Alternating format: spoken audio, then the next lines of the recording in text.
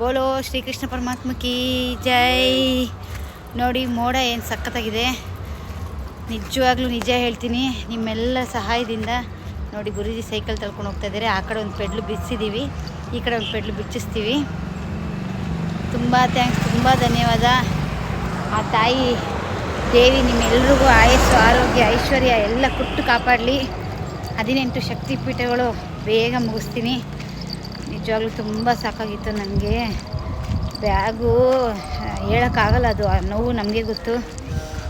ಎಷ್ಟು ಇನ್ನೂ ನನಗೆ ಬ್ಯಾಗ್ ಎತ್ಕೊಂಡಂಗೆ ಇದೆ, ಇನ್ನೂ ಸುಧಾರಿಸ್ಕೊಂಡಿಲ್ಲ.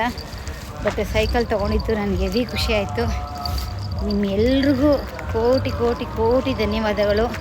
ಲೋಕ ಸಮಸ್ತ ಸುಖಿನೋ ಭವಂತು, ಸನ್ಮಂಗಳಾನಿ ಭವಂತು. ದೇವರೇ ಎಲ್ಲರೂ ಚೆನ್ನಾಗಿಟ್ಟಿರಪ್ಪ.